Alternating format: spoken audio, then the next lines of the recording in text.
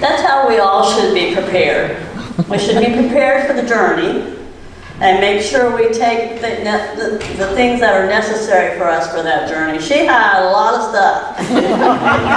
She is prepared. Our first reading comes from the book of Exodus. Then God spoke all these words. I am the Lord your God, who brought you out of the land of Egypt, out of the house of slavery. You shall have no other gods before me. You shall not make for yourself an idol, whether in the form of anything that is in heaven or above, or that is on the earth beneath, or that is in the waters under the earth.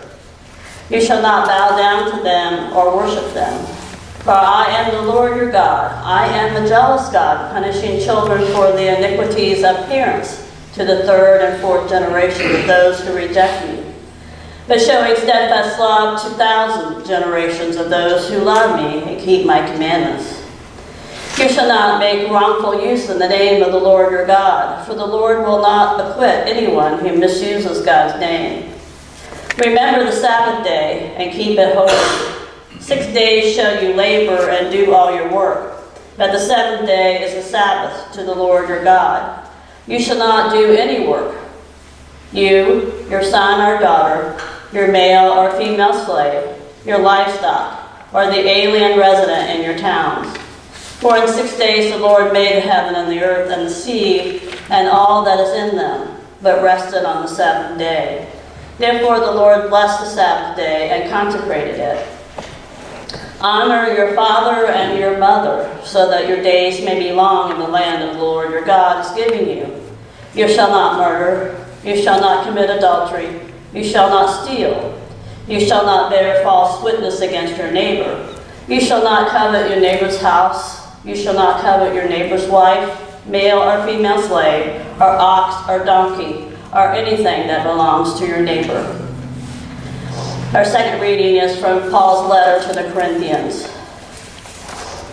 For the message about the cross is foolishness to those who are perishing, but to us who are being saved it is the power of God. For it is written, I will destroy the wisdom of the wise, and discernment of the discerning I will thwart. Where there is one who is wise, where is the scribe? Where is the debater of this age? Has God made them foolish in the wisdom of the world?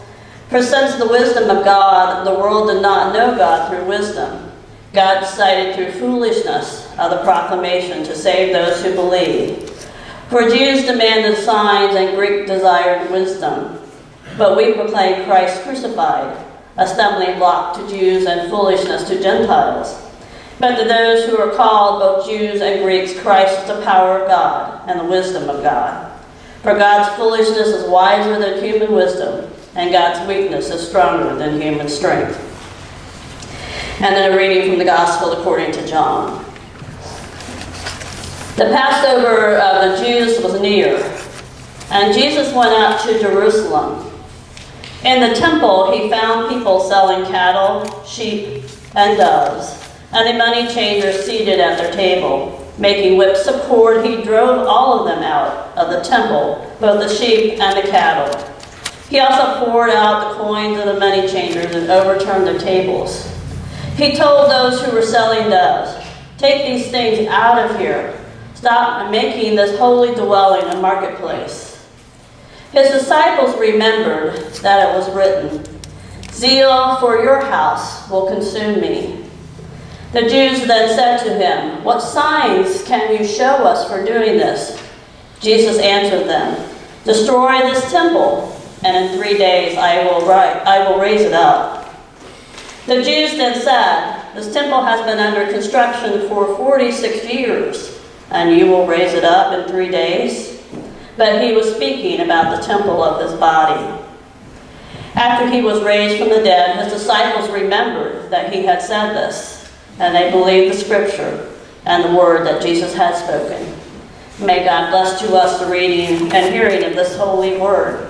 Thanks be to God. May God empower the word in us.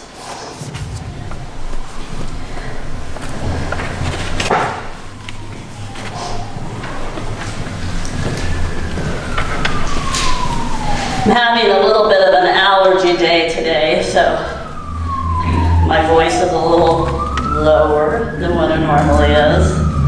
I have a few questions to ask today. We're going to focus a little bit on the story of the Exodus as the commandments were delivered to the people.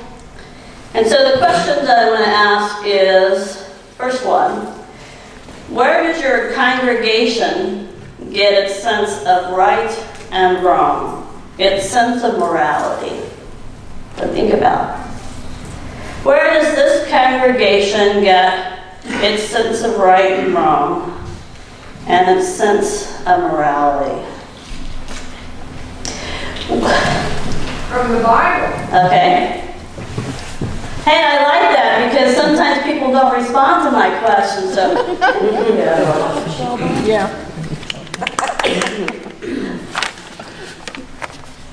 So how many of us read the Bible on a daily basis? And you don't have to raise your hand on that one if you don't want to.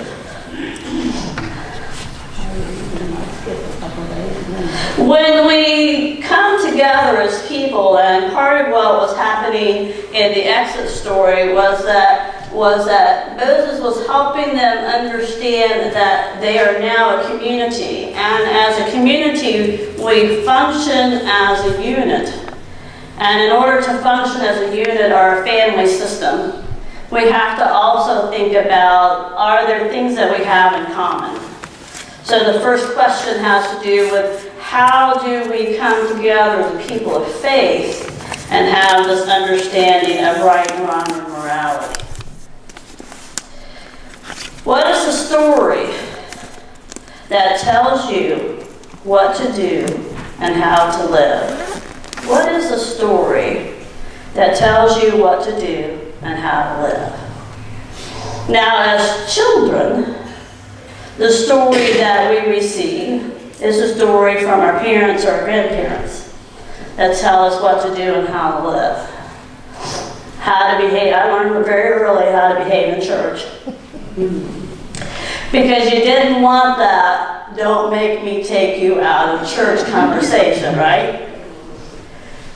And I grew up in a church. I mean, I can't remember ever not being in church. So I learned very early how to behave. I got that story from my parents. From my grandparents, I got more of the story of generations and wisdom, and I learned how to play cards, and I learned the right way to play cards and the wrong way to play cards. Well, my grandma could sometimes change the rules from time to time. But I got kind of a different understanding of who I was as a child, growing up with grandmothers. I didn't have grandfathers, so I had grandmothers. So I had strong women to kind of guide me. So as an individual, as a child, we get this understanding of how we are to be. What is our story? So what's the story of this church? What story do you have that has helped you understand how you live the legacy for those who have gone before you? And sometimes we have a hard time kind of going into the past because sometimes the past has some painful memories. But if we don't have the story from generations before us, then we don't know what the expectations is for the church going forth. In what ways have you experienced Exodus and, in Christian terms, resurrection?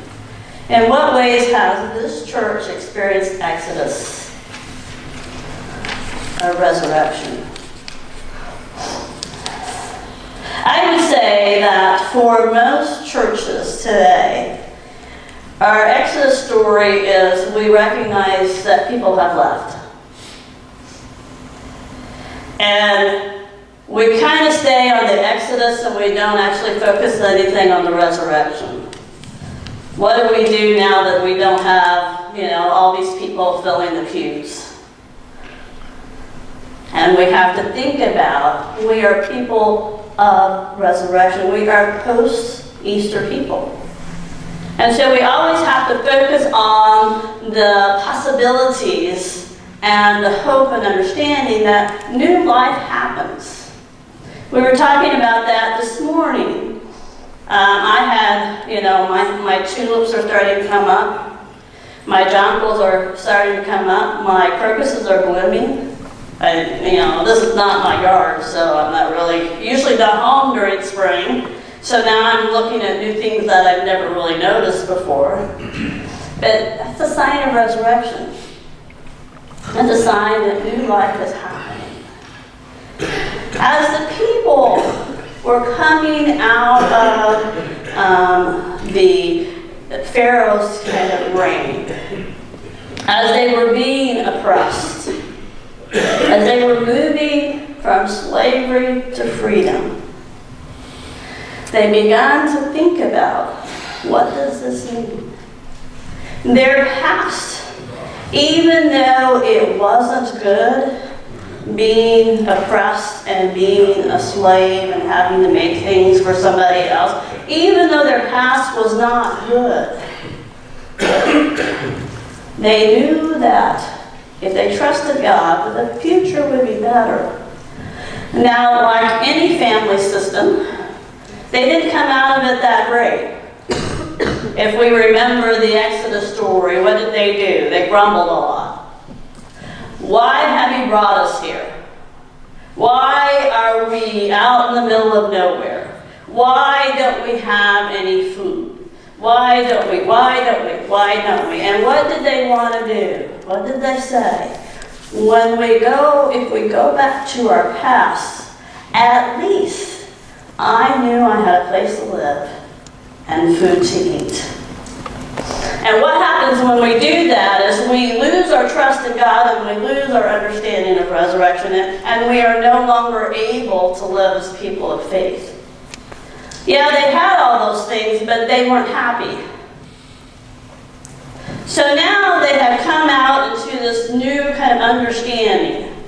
And what do they need? They need guiding principles. They need to figure out how they are to organize their life. For the children, I call them rules, because better to understand it that way. But they really weren't rules. They really were life-giving understanding. Because the first thing God said to them is, I am your God. They came from a land that worshipped multiple deities. And God said, I am your God. I am the only God. And that gave them identity to understand that they had something to hold on to that was not going to let them go. I am yours, you are mine. So not only did they understand this God that they now have to honor, but they have an understanding that they belong to something and someone. They have a belonging, and no matter where they were going to go or how far they were going to travel, that God was always going to be there with them. I am your God. That is a life-giving understanding. When we recognize that no matter what we do, no matter how many times we complain, no matter what happens, that God's never going to let us go. I am yours, you are mine. Followed by, there shall be no other God.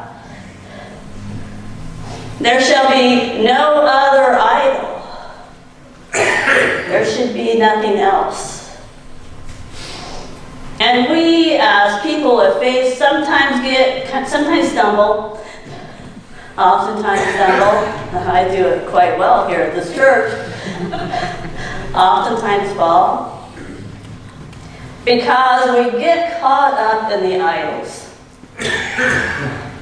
And the idols that we have today tell us what we should look like. And women really get hit hard. What we should look like. What we should wear. Heaven forbid if our skin should show age. And if it does, then, well, I got the right cream for you. And we get caught up into kind of this understanding that the world is telling us, you need to do this. You need to worship this. And so we get caught up into these idols that are constantly at us. And there's lots of things that we can name. I mean, commercialism was one of those idols that tells us how we should be, what we should wear. I remember that quite clearly when I was a teenager, and my parents didn't have a lot of money. And for those of you who are younger out here, and those of you who are my age or older, what did you usually get for Christmas? Socks and underwear. Am I right? And those of you now are thinking, and I remember I never had the things that other people were wearing. I never had the latest fashion. My grandmother sewed my clothes for most of my childhood. And when I look at it then and I look at it now, and I have a little more wisdom, why do we chase those things? Because those things are fleeting. And so when we look at kind of this message in which God is telling us, there's only me, and there's only one thing that you need to worry about. The rest of it is not anything that really matters. Honor me. Honor what I have for you. When we move in that direction, we no longer get caught up in the idols that are happening in the world. Yeah, I still do the whole skincare thing. But, I'm not perfect. So we have these guiding principles that God has given the people. These are things that will make your life easier. When we know our limitations, and we know our freedom, and we understand the boundaries, then it's easy for us to live as people of faith.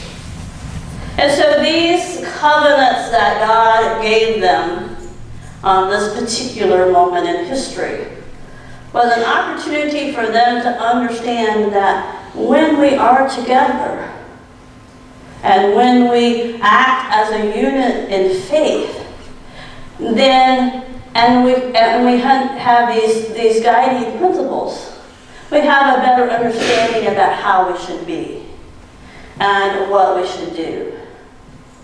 I think one of the ones that's probably the most remarkable one that's really hard for us to do is the Sabbath.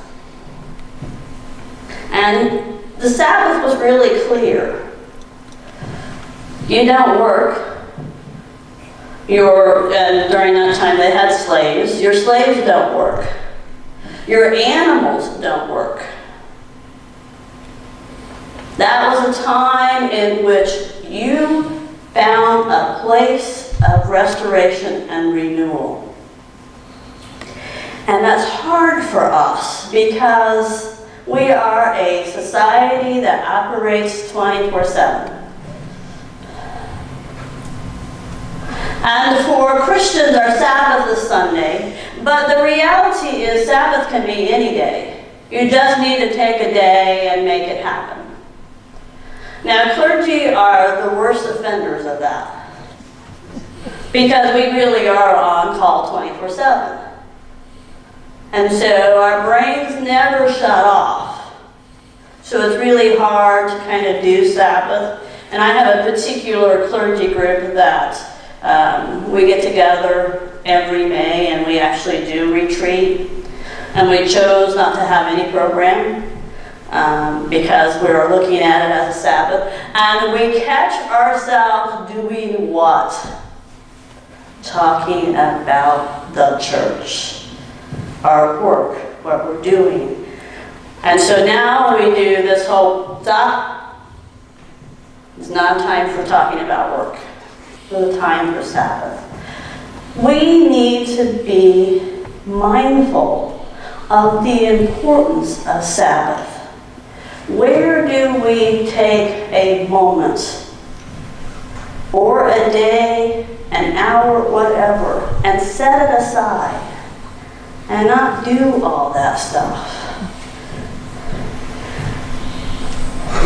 Now, I know that for most of us, going out for breakfast after church is kind of one of those things we like to do. But think about the fact that if this is your Sabbath, you're making somebody else work on your Sabbath. So honor them because they're working on your Sabbath to make that meal for you. Now, as we look at these guiding principles, and we have an understanding that God is leading us on a journey and God's not going to abandon us. God has collected us and has called us together. I'm going to move into a little bit about what's happening in the temple with Jesus. Now, we don't have a picture of Jesus ever being angry, but this is a picture where Jesus was angry. I mean, he has a whip that he's made. He's chased the animals out of the temple. He's overturned the tables. And he's angry at the fact that the temple has become a marketplace.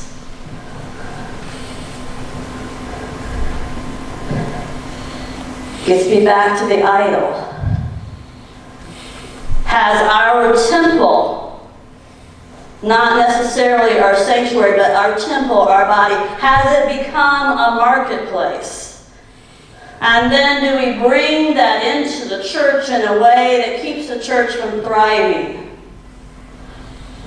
When we hold on to the things that are important to us and don't look at how it affects us as a body, then we have changed the understanding of the temple. We tried to disrupt the temple. We have made it into something that it's not. Now the problem that's happening with what's going on in the marketplace is that they were doing what they were asked to do. Sacrificing animals was a part of the temple practice. And peasants would have to come in with their money, and it was exchanged so that they had something to give to the temple. And they also were paying taxes in order to be in the temple. So they were paying taxes to sacrifice an animal. That was the expectation in the temple.